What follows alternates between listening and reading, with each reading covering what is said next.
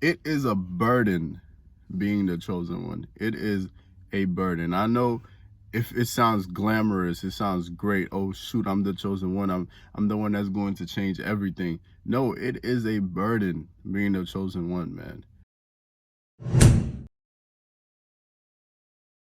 I'm here to talk about the chosen ones. A lot of people out here feel like they're the chosen one, okay? A lot of people feel like they're the chosen one, but I don't know, man. I don't know. I'm talking about for the ones that truly feel it deep down, the one that's always working towards something, but that something isn't only for themselves, but it's for everyone else around them, for their family, for their kids. They are trying to elevate everyone around them. That's the chosen ones I'm talking about. And I feel like I'm that. I was scrolling on my timeline and I seen this video, and it was about this old man from the gas station. He was just talking, spitting facts, and it inspired me to make this video. It is a burden being the chosen one. It is a burden. I know if it sounds glamorous, it sounds great. Oh shoot, I'm the chosen one. I'm the one that's going to change everything. No, it is a burden being the chosen one, man. And I was thinking to myself, why is this so hard? Why am I always constantly beating myself up? I'm doing this and that and this and that and this. And it's draining, man. It's so draining. And I realized that I'm running. I'm basically sprinting, full on dash, trying to get to that destination. I'm not even stopping to smell the roses, smell the flowers. I'm just trying to get there. I just want to get there. And I was working, and then some old head stopped me and he was like, "Hey man, I can tell that you think a lot. You can tell that you're always overthinking. Sometimes you just need to be in the present." When Samuel came to pick up David, David had to leave his whole family behind. He had to leave everyone behind. He had to fight this huge man and everything. And I know the Bible doesn't go into extreme details at time, but there's no way you cannot tell me that this young boy wasn't frightened. And it was like he just left everything that he's familiar with behind just so he can, just so he can do what he was destined to do. You working each and every single day. You running. I gotta get there. I gotta make it. I gotta do this. I gotta do that. And you're making all these sacrifices. You're sacrificing not only yourself, but you're sacrificing people. In the process, you sacrificing the ones you love. And then as you keep on running and running and running, you're just not even enjoying the little details. You're not enjoying the flowers. You're not enjoying the journey. By the time you get there, you feel shitty. You regret it. And it's just not the same. It's kind of like Christmas Day. Everybody's excited for Christmas. You are anticipating Christmas. As soon as Christmas Day comes, it's not all that. It's like, I was reading a book called The Power of Automatic Habits. I actually learned that your brain releases more dopamine, all because of anticipation. Crackheads don't get the dopamine hit when they take crack. They get the dopamine hit when they start anticipating how the crack is going to make them feel. So it's the same thing for us hustlers out there, for the chosen ones, the one that's trying to make something of themselves.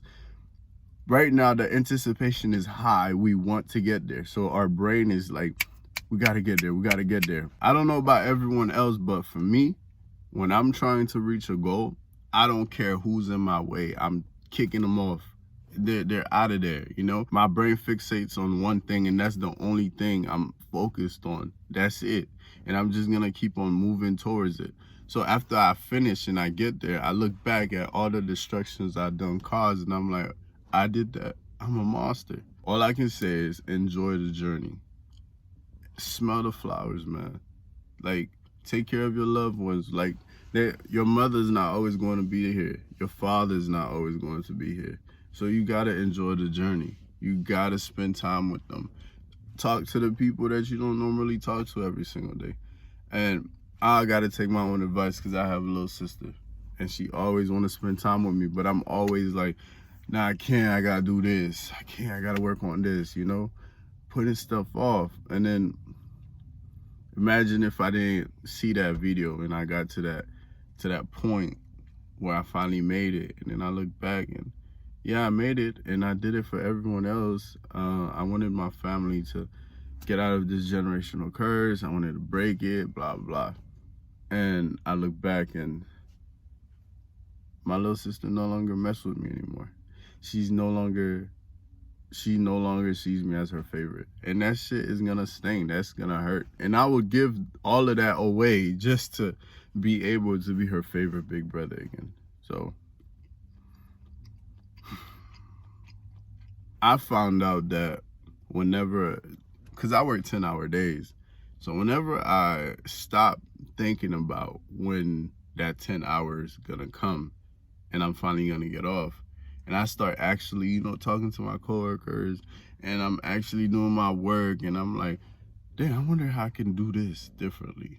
I wonder how I can turn this thing around, make it do this, make it do that. I found out whenever I start looking at these little details, time go by way faster. And by the time it's time to go home, I do not feel stressed. I feel good. I feel happy. I don't feel like, oh my God, I just wasted my day. I feel good. I feel good. Like I just learned so much things today. And that's what it's all about. Fine tuning these little techniques. Because when you look at a door, right? And you open that door up, yeah, it's a big door. You're like, oh my God, that's a big door. But it's so easy to completely forget about all the little screws that's holding it in place. If the installer of that door just said, forget the screws, we don't really need the screws, there wouldn't be a door in the first place.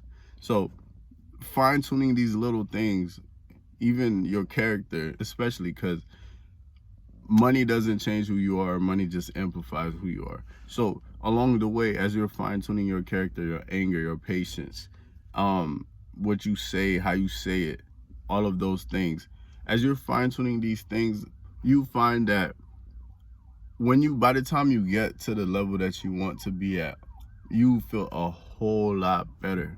You're not gonna be corrupted, because there's a lot of chosen ones that rush through the whole process without breathing a little bit. And by the time they get to their destination, they're corrupted, extremely corrupted.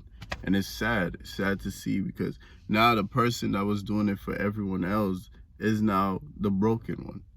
Who's gonna do it for you?